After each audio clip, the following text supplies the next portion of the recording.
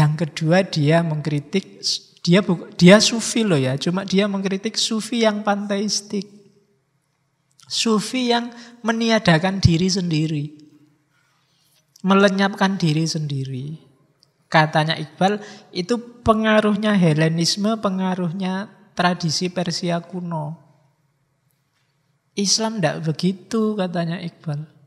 Islam itu jati dirimu dituntut eksis karena kamu punya tugas sebagai hamba Allah dan sebagai khalifahnya.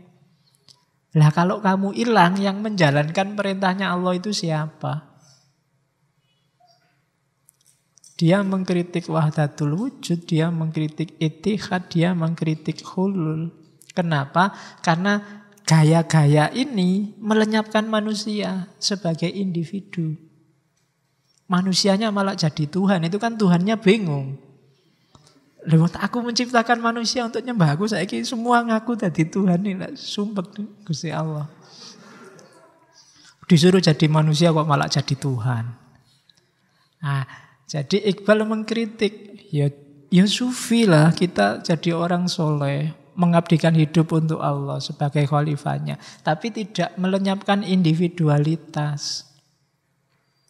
Tetap kita harus punya jati diri sebagai manusia, tidak jadi Tuhan, tidak jadi malaikat, apalagi jadi setan, apalagi jadi binatang, apalagi lebih rendah daripada binatang, kan ada yang semacam itu. Jadi dia yang kedua dia mengkritik panteisme. Setelah dia mengkritik esensialisme. Oke.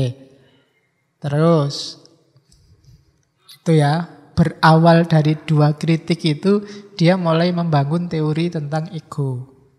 Cuma diawali dari asumsi manusia itu tidak cuma aktus, tapi juga potensia. Ini yang saya bilang tadi, kamu jangan nyerah, jangan pasrah begitu saja dengan kondisimu. Kenapa? Dalam diri manusia itu ada jutaan potensi. Terserah kamu, pingin menampilkan yang apa. Kamu pingin jadi orang putus asa bisa, pingin jadi orang optimis juga bisa. Kamu pingin jadi apa saja, bisa, memungkinkan.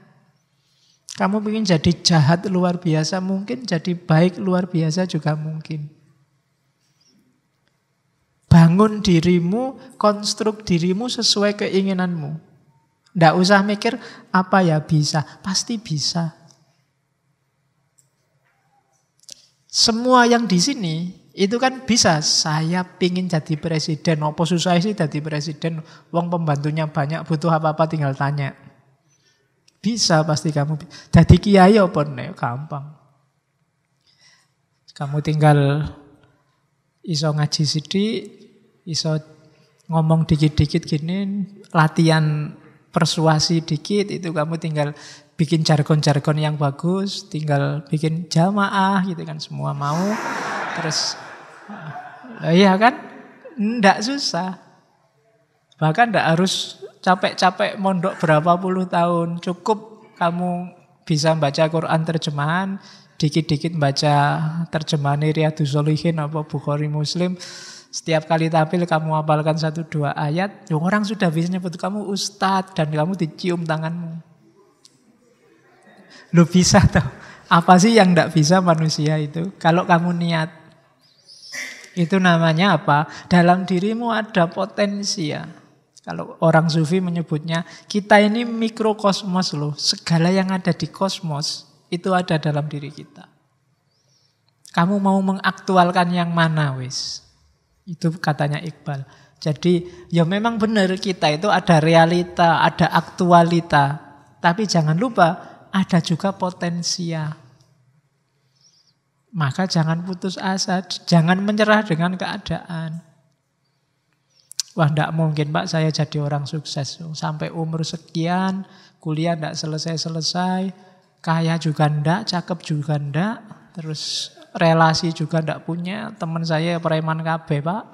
Terus ya kan realitanya begitu. Tapi kalau kamu mau, banyak yang bisa kamu lakukan untuk keluar dari jeratan aktualita itu. Kamu punya potensial. Loh kalau dipikir rasional, gimana India bisa merdeka, Indonesia bisa merdeka? Yang dilawan Belanda, Inggris, yang kuatnya seperti itu. Jepang, yang punya harakiri, yang punya pasukan bunuh diri, kamikaze itu yang punya. Indonesia susah melawan. Indonesia senjatanya cuma bambu runcing. Jadi sana senjatanya bom, pakai senjata api. Kamu punya ilmu apa aja, punya jurus silat kayak gimana, mereka nggak susah-susah tinggal ditembak gitu aja selesai. Itu nggak masuk akal. Gimana caranya bisa menang? Tapi kalau mau, banyak potensi yang bisa dipakai, yang bikin kita menang dari mereka. Itu namanya potensi ya. Jangan menyerah. Jalannya masih banyak dan dayamu masih tersedia. Kalau kamu mau dipakai untuk apa saja bisa. Itu aktualita, potensialita. Jadi asumsi pertama ini, pegangilah bahwa kamu bisa jadi apa saja. Kamu sekarang kagumnya sama apa, sama siapa. Kamu bisa jadi kayak begitu. Kamu pingin jadi kayak Ariel yang iyalah, yang gonta-ganti itu sekarang gampang. Kalau sekedar gonta-ganti loh, asal uangmu banyak. Cari uangnya gimana Pak? Lu gampang. Asal kamu mau, jalannya banyak. Banyak yang masih muda-muda sukses loh. Kenapa kok kamu enggak? Ya karena kamu terlalu terlibat oleh aktualitasmu, aktusmu. Kamu enggak melihat potensi di mana-mana. Dalam dirimu yang luar biasa. Itu maunya Iqbal. Jadi yang pertama, ingat-ingatlah bahwa hidup ini yang nyetir kita. Pengen jadi apa saja kita pasti bisa. Asal niat dan sungguh-sungguh. Potensinya pasti ada. Terus asumsi kedua. Katanya Iqbal, kenapa Allah menurunkan kita ke muka bumi? Sebenarnya tugasnya dua sih. Satu untuk mengabdi menyembah Allah. Yang kedua sebagai khalifah. Urusan sama Allah lebih simpel, lebih gampang. Tugas berat kita sebenarnya sebagai khalifah. Jadi mewakili Allah untuk ngopeni alam semesta, ngopeni dunia. Itu khalifah. Kadang-kadang malah blunder, kita yang jadi khalifah malah kita yang ngerusak. Tugas kita itu, kalau tugas vertikal, hubungan kita mengabdi pada Allah, itu relatif sederhana. Lebih mudah. Keliru pun urusannya tidak panjang-panjang, karena Allah sayang kita, maha pemaaf. Tapi urusan sebagai khalifah ini yang butuh banyak dimensi. Tidak sekedar ujuk-ujuk kamu ingin memakmurkan dunia, prasyaratnya banyak. Jadi kamu bebas, kamu punya banyak potensi, tapi ingat-ingatlah tugas utamamu sebagai khalifah.